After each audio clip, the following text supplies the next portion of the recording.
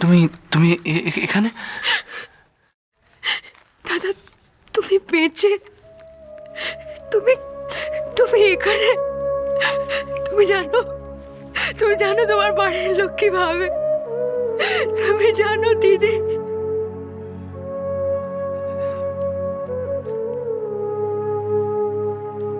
জানি জানি আমি আমি আমি তো বেঁচে নেই, আমি মরে গেছি। এটাই সবাই বিশ্বাস করে। তুমি তুমি কাউকে যোগাযোগ করার চেষ্টা করোনি কেন? তুমি কাউকে বলোনি কেন যে তুমি এখানে আছো? তুমি কাউকে বলার চেষ্টাও করোনি? আমার কথা কাকে বলবো? হ্যাঁ, কাকে? কে কে শুনবে আমার কথা? এখানে এখানে কে কে শুনবে আমার কথা? খুব ভালো কথা দিদি যে আপনি একে চিনেছেন। জানেন দিদি, এ সম্পূর্ণ নিরপরাধ। দিদি, আর সময় নষ্ট না করে যেভাবেই হোক, যেমন ভাবেই হোক, ওকে এখান থেকে নিয়ে যান। জানি কাজটা সহজে হয়তো সম্ভব হবে না, কিন্তু আমার দৃঢ় বিশ্বাস সত্যের জয় হবেই হবে। আমার আমার মরি কেমন আছে? সত্যি সত্যি আমার মরি কেমন আছে? সত্যি তোমার সাথে মরি দেখা হয়েছিল? কেমন আছে আমার মরি? দাদা, আমি তোমাকে দিদির কাছে ফেরত ঠিক নিয়ে যাব। আমাকে একবার ওয়ার্ডেনের সঙ্গে কথা বলতে দাও। আমি এক্ষুনি আসছি। সত্যি সত্যি তোমাকে যদি যদি আর আসতে না দেয়, আমার সাথে যদি দেখা করতে না দেয়, আমাকে একবারটির জন্য মরির কথা বলে যাও না। আমার মরির কথা বলে যাও না। আমাকে কেমন আছে আমার মরি? তুমি নিজে খেতে বুঝতে পারছো না দিদি কেমন থাকবে। দিদি তোমাকে ছাড়া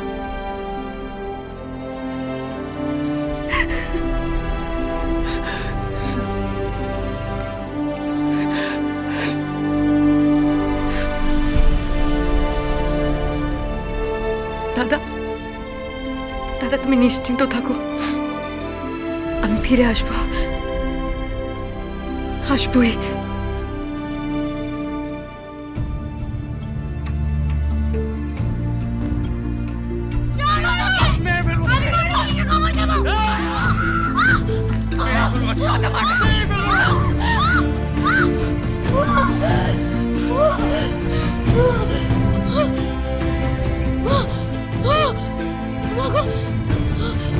সরি মিসেস চৌধুরী,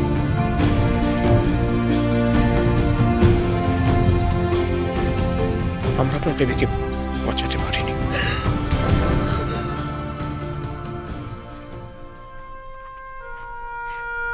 আমার জন্যে একদিন তোমার আর দিদির জীবনের সবচেয়ে মূল্যবান সম্পদটা হারিয়ে গেছিল।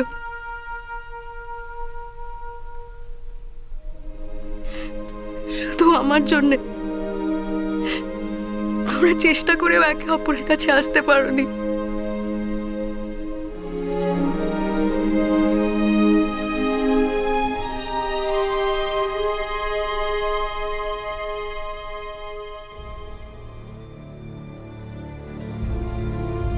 দিদি আমার জন্য যা করেছে সেই ঋণ এ জন্মে শোধ করার নয়, কিন্তু আজ আমি একবার শেষ চেষ্টা করব তোমাদের দুজনকে আবার একসাথে মিলিয়ে দিতে।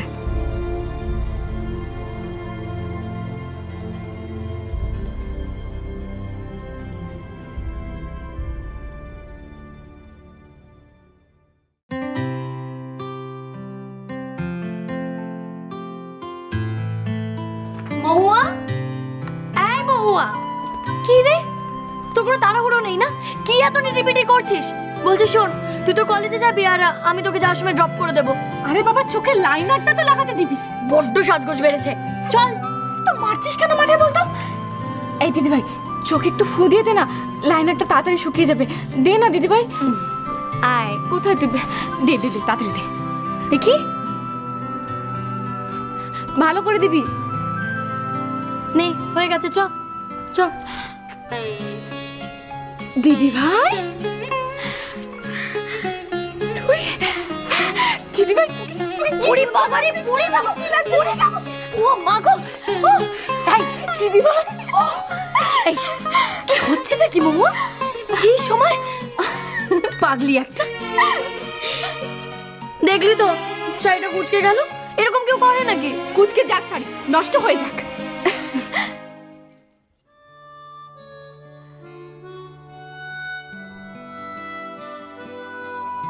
দিদি ভাই,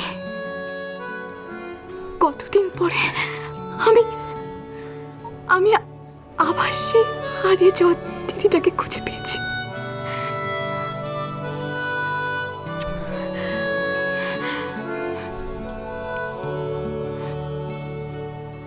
তোর দিদি কোথাও হারিয়ে যায়নি রে মহুয়া। আমি তো সেই আগের মৌরি আছি, শুধু হারিয়ে গেছে তোর নিখিলদা। চিরজীবনের মতো।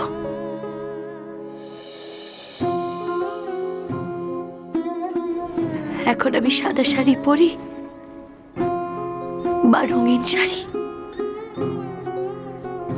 ও তো আর ফিরে আসবে না।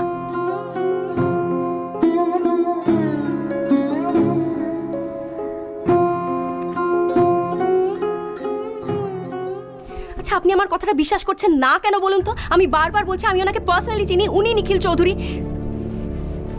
দেখুন, এই কথাটা প্রমাণ করার জন্য যদি কলকাতা থেকে ওনার আত্মীয় স্বজনদেরকে আনাতে হয়, যেমন মা, বাবা, ভাই, বোন, স্ত্রী কিংবা অফিস কলিগ, আমি তার জন্যও রাজি আছি। আমি জানি উনিই নিখিল চৌধুরী। উনি একজন সৎ নাগরিক, আপনাদের কোনো ক্রিমিনাল বা টেররিস্ট উনি নন। আমাদের রেকর্ডে নিখিল চৌধুরী নামে কোনো বন্দির নাম নেই। আরে, নিখিল চৌধুরীর নামে কোনো বন্দি থাকবে কি করে? আপনাদের রেকর্ডে তো উনি ছোটা মান্টি, তাই না? দেখুন দেখুন, আমি মানছি যে ভুল যে কেউই করতে পারে, কিন্তু ভুলটা যে ভুল, সেটা যে ঠিক নয়, সেটা জানার পরে আপনারা সেটা শোধরানোর চেষ্টা করছেন না কেন বলুন তো? শুধু শুধু আপনার মুখের কথাতেই? আরে, শুধু শুধু মুখের কথা? আমি বারবার করে বলছি উনি যে নিখিল চৌধুরী, এটা প্রমাণ করার জন্য আমার ঠিক 2 মিনিট লাগবে। আপনি চলুন আমার সঙ্গে। উনি হানিমুন করতে ওনার স্ত্রীর সঙ্গে, কার সঙ্গে যে হোটেলে এসেছিলেন, ওখানে তো ওনার নামে মিসিং পারসন স্কোয়াডে FIR-ও করা হয়েছে। বারবার কলকাতা থেকে ওনার আত্মীয় স্বজনরা এসেছেন, এমনকি পুলিশও এসেছেন কলকাতা থেকে। কিন্তু ওরা কি করে জানবে যে আপনারা এখানে ওনার আইডেন্টিটিটাই একদম পাল্টে দিয়েছেন? আপনি আমাদের নামে মিথ্যে বদনাম দিচ্ছেন ম্যাডাম। শুনুন দাদা, আপনারা যদি আমার কথাটা সিরিয়াসলি না ধরেন, আমি কিন্তু প্রেসে যেতে বাধ্য হব। অনিচ্ছাকৃত ভুল হতেই পারে, কিন্তু ভুলটা জানার পরেও কেউ যদি নিখিল চৌধুরীকে জোর করে ছোটা মান্টি বলে প্রমাণ করার চেষ্টা করেন, তাহলে তো আমি বুঝবো যে সেটার পেছনে কোনো উদ্দেশ্য রয়েছে।